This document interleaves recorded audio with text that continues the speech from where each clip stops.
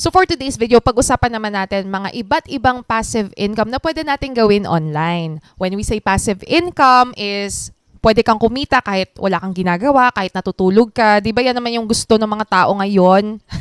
Kumikita ka kahit wala kang ginagawa. So dito sa video na to, we are going to divide these passive incomes into 4 different risk classification. So una, no risk free passive income yan. And then next is low risk, medium to high risk, and very high risk. So syempre, simulan muna natin dito sa no risk or free passive income. Ang advantage dito sa no risk free passive income is syempre, hindi nagre-require ng puhunan. No deposit, no investment. Pero ang disadvantage dito is possibly na maliit lang yung pwede natin kitain dito. Pero nakadepende rin ito sa sipag at tiyaga natin sa una. Pwede pa rin tayo dito kumita ng malaki. Guys, sisimulan muna natin dito sa unang free passive income na pag-uusapan natin, which is posting digital products dito sa Racket.ph. So here guys, we can see that merong mga iba't ibang mga sellers ng mga digital products. So, paano ba nakakagawa ng digital product? Most of the sellers here, guys, is gumagawa sa Canva. Ayan. So, we have here an example of a digital product which is a coloring book. Pwede nyo ring i-post yan dito sa Racket.ph at ibenta. Maraming bumibili ng mga BC books, ganyan. Yung iba naman gumagawa ng mga planners. Ang maganda pa dito sa Racket.ph, you can sign up for free and you can post unlimited products naman dito. We are going to use this one as an example. 4,000 preschool advanced worksheets. Very catchy kasi yung 4,000 ang dami na niyan, di ba? For only 120 pesos. And makikita natin dito na ang nag-rate sa kanya is 714. So yung mga nag-rate lang yan ha. How much more yung mga bumili? Mas marami pa sa 714. 120 pesos, multiply mo sa 714, 85,680. So, ang ginawa lang niya, gumawa siya ng digital product, pinost niya dito sa Racket.ph. Kusang dumating yung mga customers dahil sa maganda niyang marketing strategy. 85,680 passively niyang na-earn, guys, dito sa Racket.ph right after niyang nag-upload. Kumbaga yung effort, yung sipag at tiyaga na sinasabi ko a while ago is ginawa lang niya sa una. Then after that, kusa nang dumarating yung mga buyers ng kanyang digital product. And unlimited din yung pwedeng bumili sa kanya. Hindi naman natin alam kung ilan pa yung pwede niyang maging buyers pa in the future, diba? So next free passive income that we will talk about is posting notebooks or books sa Amazon through Amazon KDP. Ang maganda dito sa Amazon KDP is hindi mo na kailangan mamroblema when it comes to publishing, printing. Ang kailangan mo na lang gawin is mag-design, sundin yung format para mailagay sa cover ng inyong notebook. So ako kasi notebook yung ginawa ko, and you also have the option to post books. Kung ikaw ay isang author, ayan, pwede niyong gawin yan at ibenta sa Amazon. So, dito naman sa Amazon, ang market natin is mga Westerners kasi doon available si Amazon. So, I have here a video kung saan nabili yung aking notebook and pinost niya itong video na ito. Nakakatuwa kasi pati mga contents inside is accurate. Depende dun sa design ko. I also have a video tutorial posted dyan sa ating description box. You can refer to that video kung gusto nyong matuto sa pag-design ng inyong notebook or books na ipopost sa Amazon through Amazon KDP. Okay? So, kasi hindi na tayo magfo-focus pa sa tutorials, tatagal yung video natin. Sobrang dami pa natin pag-uusapan ng mga passive income. So, next free passive income potential na pag-uusapan natin in this video is referring people to use earning apps. At yan yung madalas na ginagawa ng mga vloggers. They are earning free passive income dito sa mga referral bonuses. And guys, you can also do the same thing kahit hindi kayo vlogger, pwede nyo ring magawang makapag-invite ng maraming tao. Paano? Through Facebook groups. Nag-search lang ako ng earning app groups sa Facebook, tas i-filter out nyo lang siya, groups. May kita nyo dito, iba't ibang mga earning app groups, guys.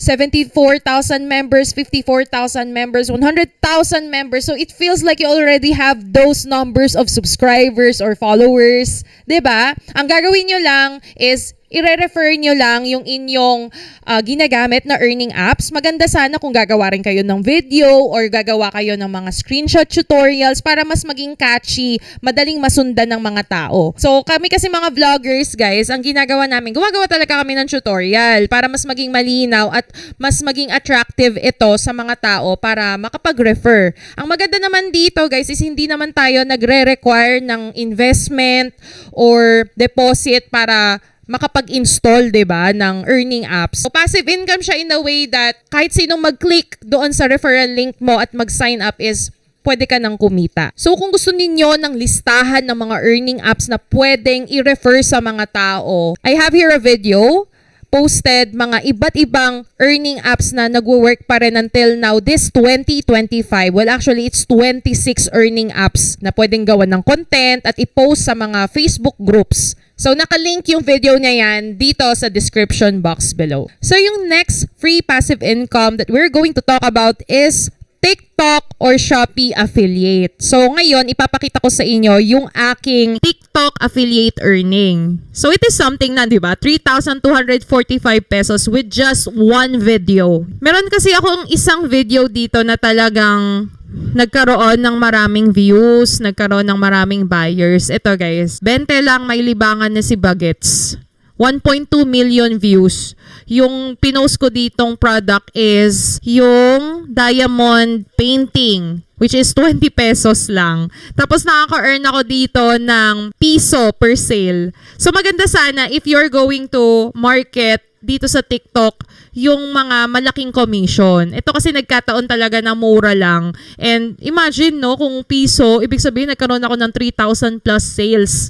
Kasi 3,000 yung earnings natin, 'di ba? Ang ginawa ko lang dito, gumawa ako ng video marketing the product. Ginagawan ko lang ng review yung nabili naming mga produkto, mga ganito guys, ayan, mga stress reliever. Ganyan yung pwede nating gawin, yung mga nabibili nating products sa Shopee or sa TikTok, gawan natin sila ng content together with the affiliate link. Pwede nyo lang ilagay yung product dito sa yellow basket. Yan yung kagandahan dito sa TikTok. So sa Shopee naman, ang ginagawa ng mga vloggers ay gagawa ng video sa Facebook page nila and then ipopost nila yung kanilang affiliate link dito sa comment section.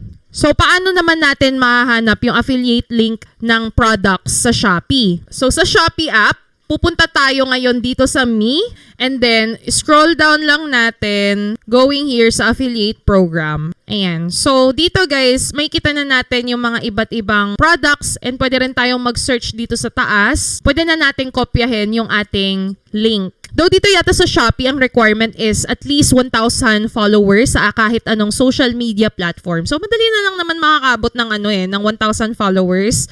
You can do teamwork sa mga iba't ibang gusto ring umabot ng 1,000 followers. Doon lang din tayo nagsimula. So, itong si Jomar, grabe, ang taas ng affiliate marketing sales niya na nakapagtayo siya ng kanyang sariling resort. 'Di ba? Sa affiliate lang 'yan, sa affiliate marketing lang dito sa TikTok. So nakakatuwa, 'di ba? And a lot of shop din nagsusponsor na sa kanya ng mga products.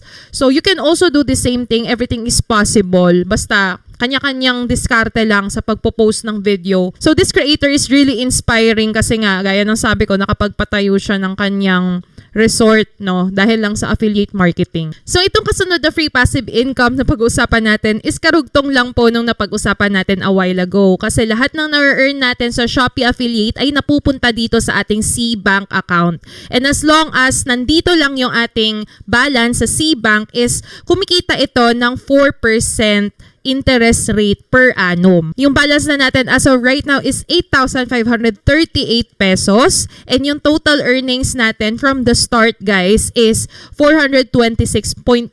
Okay na rin siya, diba? Ang maganda dyan, natutulog yung pera mo dito sa C-Bank account, kumikita pa rin siya ng paunti-unti. So sa ganitong paraan, so next na pwede natin gawin para magkaroon ng passive income is content creation. So ako guys, nag-focus na talaga ako dito sa YouTube kasi mas maganda yung bigayan dito through Google Ads. So as of right now, ang kinikita natin is $526 per 28 days. So hindi pa tayo gaanong sobrang active niyan. May kita nyo dito sa chart natin, meron ako mga days na hindi ako nag-upload. So, mas maganda sana pag ikaw into content creation, consistency is the key. So, dito naman sa YouTube, meron lang mga several requirements para makapasok sa YouTube Partnership Program. So, if I'm not mistaken, 4,000 watch hours and 1,000 subscribers. Yun yata yung pinaka main core requirement, no, para ma-approve sa YouTube Partnership Program. So, nasa sa inyo yan kung ano yung niche na gusto nyong gawin. Pwede rin kayong gumawa ng mga daily vlogs or pwede rin namang mga educational contents, recipe. It's up to you kung ano yung passion po ninyo. And dito guys, binabayaran ako via bank transfer. And nasabi ko na free passive income yung paggagawa ng contents. It's because sa una lang talaga tayo nag-effort sa paggagawa ng mga videos. And then right after that, may kita nyo dito sa baba, yung mga past uploads natin is kumikita pa rin hanggang ngayon. As long as may nag-view, may nanonood, may nag-share, may nanonood ng mga ads within the video, is doon kakikita. So next free passive income na pag-uusapan natin, well actually karugtong lang din ito ng paggagawa ng mga contents through YouTube or Facebook is partnership sa mga sponsors. So one of the example guys is itong aking XM affiliate partnership. And dito guys, kumikita rin ako ng passive income. Meron ako mga na-refer na mga traders dito sa XM. And in that way is kumikita rin tayo sa kanilang mga trades. Meron tayong revenue share or CPA if I'm not mistaken. May kita natin dito that I have already earned mga almost $1,000 na for this month if I'm not mistaken, no? Tama ba? If for this month. Oh, last month pala yan guys. Sa previous month, meron tayong $962 earning. And nakakatuwa guys kasi pag kayo into content creation, you will be able to partner with big brands. And sa mga sales na nagagawa mo for them, meron kang kinikita. And dito naman guys, specifically for XM, hindi naman ito nangangailangan talaga ng requirement na kailangan vlogger ka. Pwede ka ring maging XM partner as long as you will be able to invite traders na mag-trade sa kanilang platform. So dito guys, I also have a partnership with BookBolt and kumikita rin tayo dito ng affiliate earnings. So as of right now, 38.5 USD yung na-earn na natin from the start with a total of 12 transactions. So sa partnership, kumikita tayo passively as long as may nanonood ng ginawa nating contents for them. And yung ating referral link is nakalagay sa description box ng video. So doon pupunta yung mga tao na gustong i-check yung website.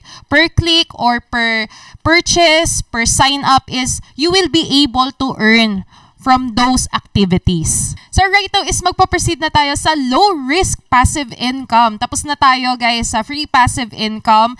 And ngayon ang pag-uusapan natin is digital banks. Yes, you will be able to earn passive income sa pagde-deposit ng mga funds sa digital bank. So, one of the example here we have is Maya Savings. So dito guys, I have 13,041.99 pesos and I was able to earn 3.5% per annum. So maganda dyan, kung meron kayong funds, patulugin nyo yung mga pera ninyo sa mga digital banks na legit guys ha. Do your own research and this is not a financial advice. Kumbaga, ito kasi yung ginagawa ko. Gusto ko lang i-share sa inyo.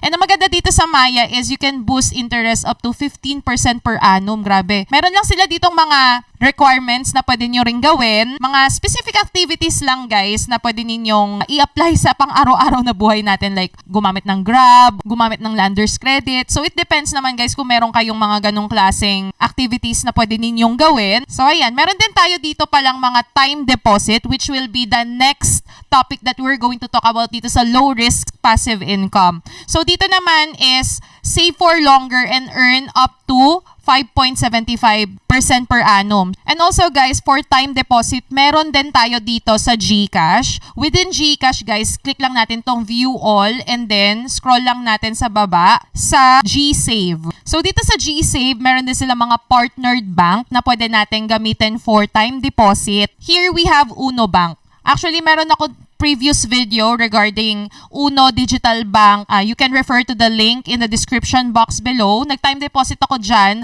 ng 5,000 pesos sa kanilang Uno Boost at GCash. Ito mataas yung time deposit natin dito, and meron din siyang flexible terms. 5.25% guys is pag nakastore lang yung pera natin dyan is you will be able to earn passive income. Siguro ang pinaka downside lang or pitfall ng mga digital banks or investment na gaya nito is kung nahack yung inyong account. So, syempre, ingatan natin yung mga digital bank account natin. Huwag nating isi-share yung OTP, huwag nating isi-share yung PIN, yung password, lalong-lalo na ng email na ginamit natin dito. Ingatan natin yung mobile phone natin. Alright? So, yun lang naman siguro yung mga possible pitfall ng mga digital bank. As long as hindi naman kayo mahack, safe naman yung pera natin. Okay, so last for our low risk is investment via AIA.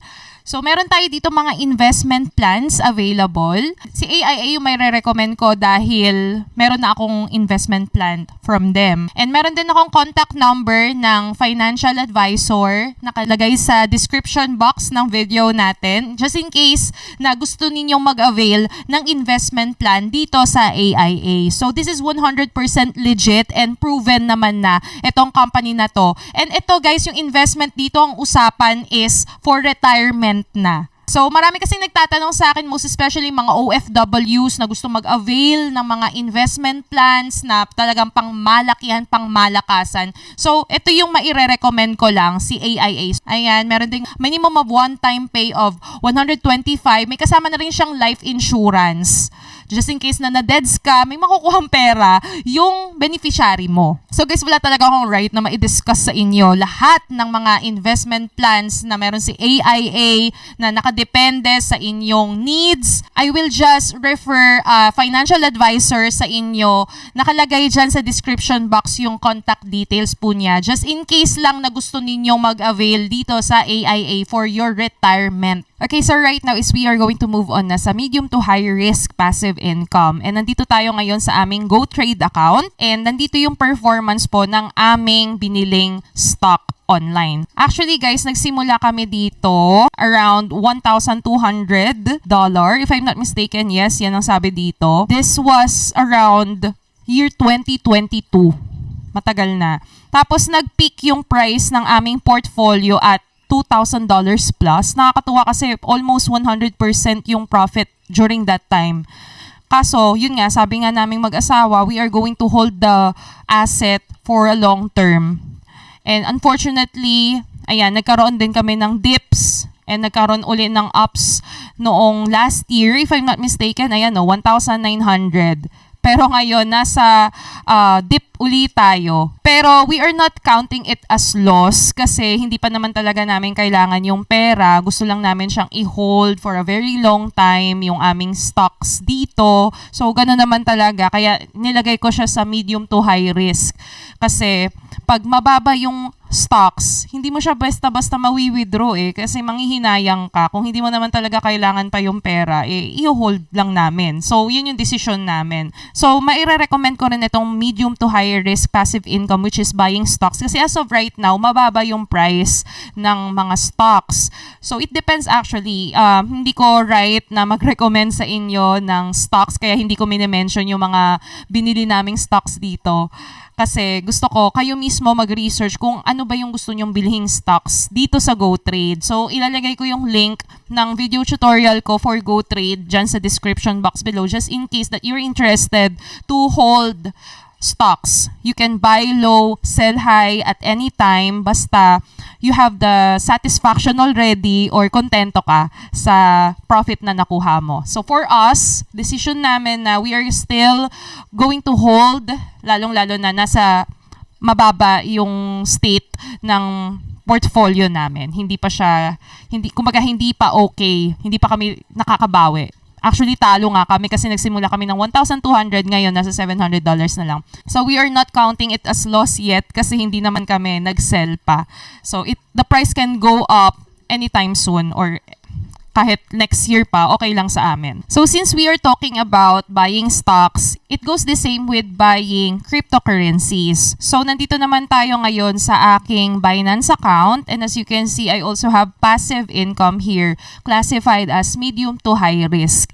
So dito naman, medyo umokay tayo dito, nakakatuwa. Kasi nagsimula ako dito sa Binance with just $500, if I'm not mistaken. Good thing tumaas lahat ng mga cryptocurrency assets, most especially XRP, since nag-hold tayo ng XRP as of right now. Alam nyo ba guys, na pumalo ito ng $1,600 nung all-time high ng XRP. So, unfortunately, as of right now, 1,200. Pero gaya nga ng sabi ko doon sa stocks na hinuhold namin, we are just going to hold this for many years hanggat sa kaya namin. So for holding cryptocurrencies, I'm currently using Binance. And meron din akong PDAX, OKX, meron din akong mga hinuhold na cryptocurrency assets doon sa mga platforms na yun. So another medium to high risk passive income is copy trading through XM.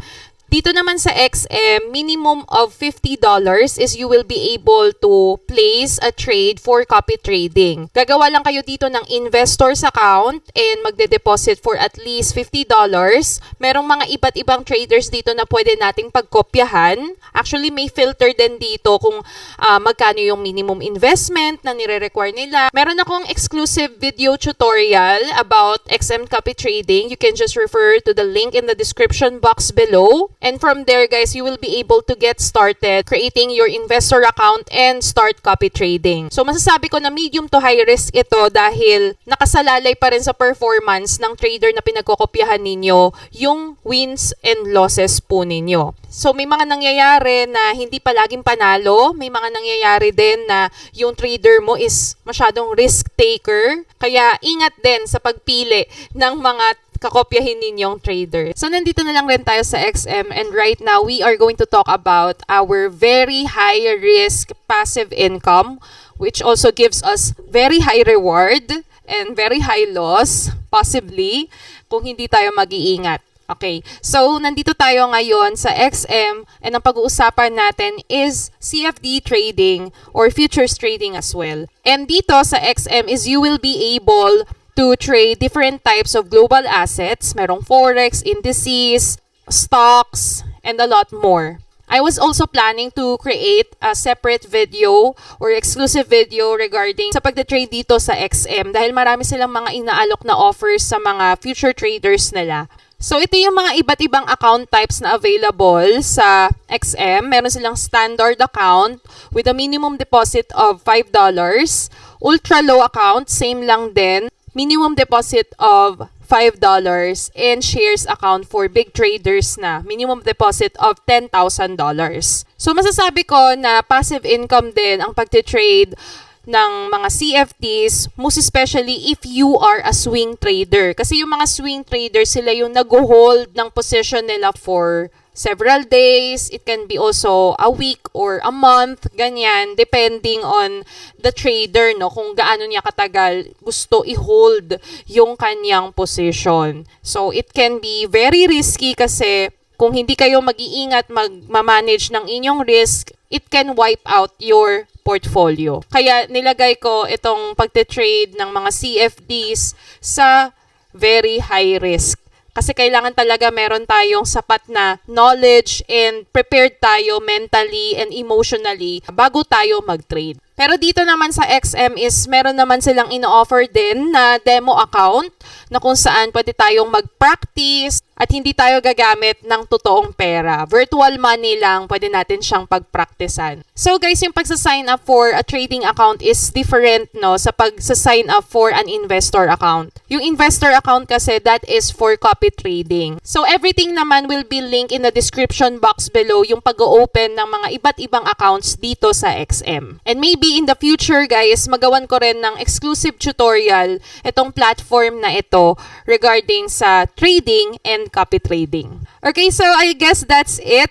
Medyo mahaba itong video natin, kaya kung meron kayong gustong balikan or iscan na content dito sa video natin, you can refer dyan sa timestamp And comment down below on what you think. Ano ba yung gusto ninyong pasukin na passive income? Or you may also suggest in the comment section kung ano pa yung pwede natin gawin para magkaroon tayo ng passive income online. So yun lang naman guys, and thank you so much for watching this video, and kung na-enjoy nyo ito, give this video a like and subscribe to my channel. Click on the notification bell para ma-notify ka sa aking mga uploads. So, have a nice day. God bless and goodbye!